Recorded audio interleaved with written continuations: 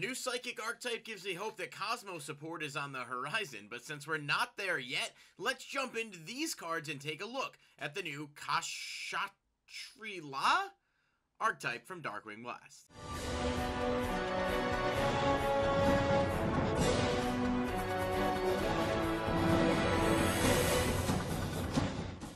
Alright guys, welcome back into the video, and yes, I can't pronounce that name. It's like Kshatriya, but when you add the K at the beginning, it throws me off, and my brain just doesn't work so good. I'm really not sure why, but that's fine. We're going to talk about these cards that are in Darkwing Blast, and they got people talking for sure, especially because it's a somewhat unique archetype, but they're pretty powerful in the sense that they revolve around banishing cards face down, which is a mechanic that up until now has always sort of been a very steep cost, because in most cases you cannot get those cards back. So cards like Pot of Desires that require you to banish cards face down, that's a significant cost because 10 of those cards are essentially out of the game. And yeah, the draw 2 is great, and Desires may be a bit of a, you can build decks in a way that negative actually works for you, but typically banishing cards face down has been a cost that's very steep because you don't really have a way to get them back. It's sort of like what banishing cards face up used to be in the game before we got 1,000 cards that made them accessible, and so that's kind of where we're at. So, I'm going to do my best to go through these cards. If you do enjoy the video, please hit the like button and subscribe to the channel. Click the bell icon if you want to be notified. I am working really hard to get a lot of videos coming and talking about all kinds of stuff and keep a steady flow of content, and it really does help to have the support and see those numbers go up, so I'm extremely thankful for those of you who have watched. But that's enough of that. Let's get into the video. So first off, we do have the Xyz. It's the only one that's been revealed so far, and it looks like the only one at least for Darkwing Blast. Kshatriya Shangri-La, of course, playing into the Shangri-La lore, which is cool. Huge fan of the Uncharted game series, and I loved that entire element arc of that, so if you're a fan of that kind of thing, it's definitely cool to see these cards. But let's read the effect because that's what we're here for. It is a fire rank 7 that needs 2 or more level 7 monsters and reads as follows. During each standby phase, you can special summon one Kshatriya monster from your deck. You can only use this effect once per turn. Each time an opponent's card or cards is banished face down, you can choose one unused main monster zone or spell and trap zone. It cannot be used while this monster is face up on the field. If this card would be destroyed by battle or card effect, you can detach one material from it instead. So it does not have attack points. It's basically going to be playing defense, and with 3,000 defense, it's definitely not super easy to run over. Being able to special summon during each standby phase is really powerful because it's not just yours, meaning you pass, you get something, and some of these monsters do have quick effects that are going to make that even more useful.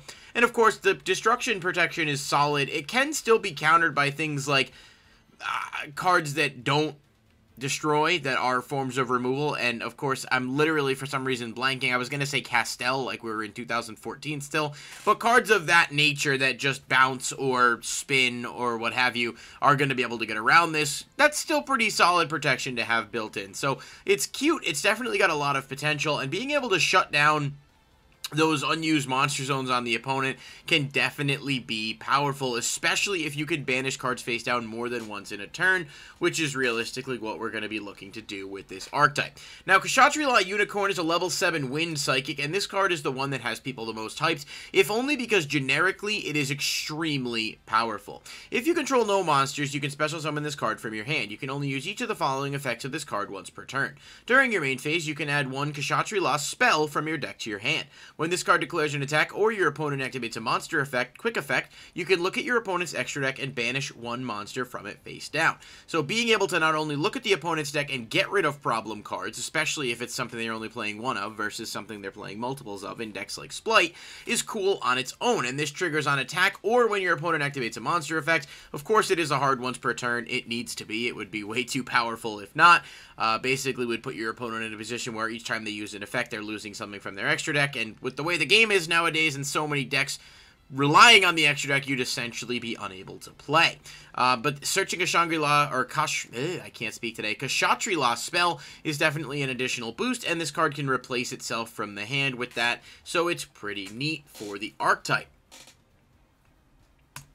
Next up, we've got Kshatriya La Ogre. It's a level 7 water psychic monster, so we've got some diversity with the attributes here, which is cool.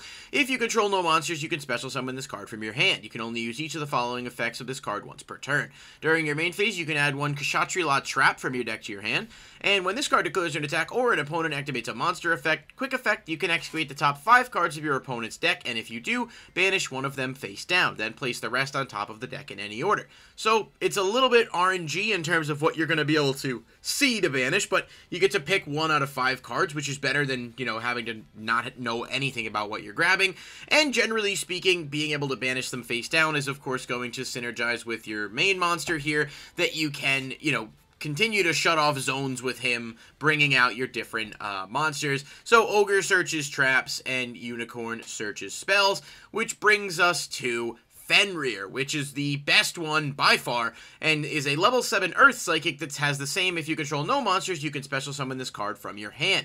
You can only use each of these effects once per turn. During your main phase, you can add one of the Kshatriya La monsters from your deck to your hand.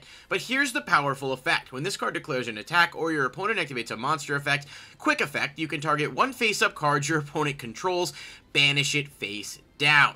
So, if you can't understand why this is just generically good in all aspects, even like Unicorn, but much better, you summon it from your hand for free, which gives it that Pankratops-like effect, which is why a lot of people have been comparing it to Pankratops from a generic standpoint.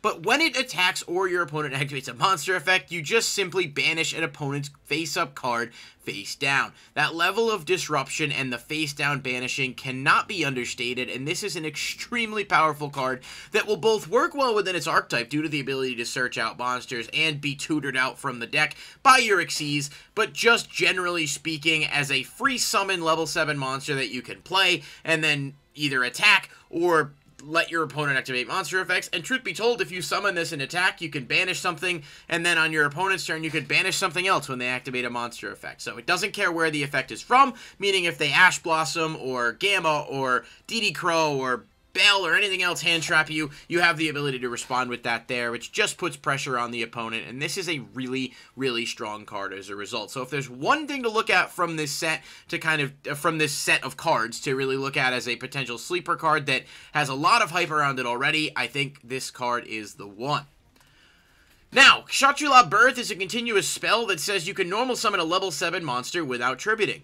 Pretty cool in general for decks that utilize level 7s. I know there's not a ton. We've seen references to Super Ancient Deep Sea King Coelacanth as a bit of a meme, but it is just an example of a card you can summon without tributing, so it's cool from that generic application. During your main phase, you can special summon one of your non-Xyz Kshatriya La monsters that is banished or in your grave. Pretty solid recursion. If your opponent activates a spell card or effect and you control a Kshatriya La monster, you can target 3 cards in your opponent's graveyard, banish them face down. So again, disruption, that is against a hard once per turn. All of the effects on this card are, although the first effect I think is just a generic sort of applied effect. You can normal summon those monsters without tributing, so I don't think that counts, but you'd have to be able to summon additional times in order to be able to really get any kind of break from that, but I'm veering off topic significantly here, which is not really the intent. So in other words, it's recursion as well as graveyard disruption. As we know, a lot of the metagame nowadays does utilize the graveyard in some form or fashion, so being able to banish them face down does put your opponent in a strong position. This card is extremely effective against decks like Sky Striker, which, as we know, won the most recent YCS, so just something to keep in mind. You do have to control a Kshatriya La monster in order to utilize that effect, but of course, if you're playing this deck and or package, you're going to have that most likely. And then, of course, the last one we have is Prepare. It's a continuous trap that says during either player's turn, you can special summon one of your Kshatriya La monsters that is banished or in your hand. If your opponent activates a trap card or effect while this card is face up in the spell and trap zone, and you control a Kshatriya La monster, you can look at your opponent's hand and banish one card from it face down. You can only use each effect of this once per turn. So this is insanely cool. It's again recursion that allows you to special summon one of your banished monsters, but also if your opponent activates a trap, including Infinite Impermanence, which is a pretty commonly played trap, and you have a Kshatriya La monster, you can banish a card from their hand face down. Now, yes, I know it's a trap, so it's going to be slower by design, and that's just sort of in its nature. But let's not pretend that having access to additional recursion that is also searchable and can put additional pressure on the opponent is not something to be, you know, excited about, and also just consider as a potentially viable meta strategy, looking at the way these cards come together and how searchable they all are. I just think this is going to be one people are talking about, and Psychics as a whole are under-supported. I think it's cool to see Psychics getting a new archetype, and they do work, you know, well enough within each other in the sense that they all search, so you don't really have to worry about getting access to any of the cards you need as long as you're playing them.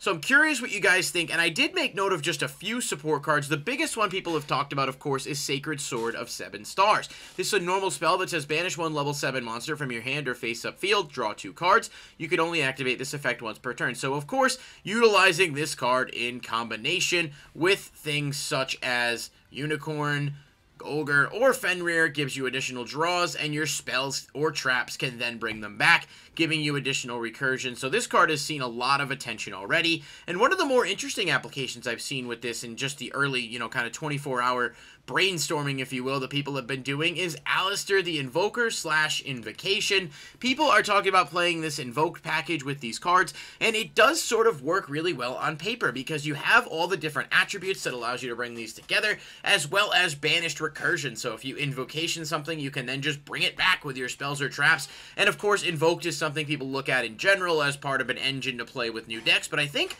people could be onto something here. And again, a build that's sort of hand trap focused with the Invoke package, as well as with your new Shangri-La monsters and the spells and traps, and the fact that you don't really need to dedicate too much extra deck space to this deck as a whole for the Shangri-La package is what kind of makes that intriguing. So just a few noteworthy cards, and I'm sure there's a lot more that I'm not thinking of or mentioning. But of course, this is one people are going to be talking about, specifically Fenrir, but the archetype as a whole. So that's going to do it for this video. Let me know what you guys think of the Shangri-La archetype and my terrible pronunciation of the name. And do you think it's going to be good? Do you think these cards are exciting? Definitely sound off in the comments down below, and like the video if you do enjoy the conversation. I'll catch you in the next video. Peace.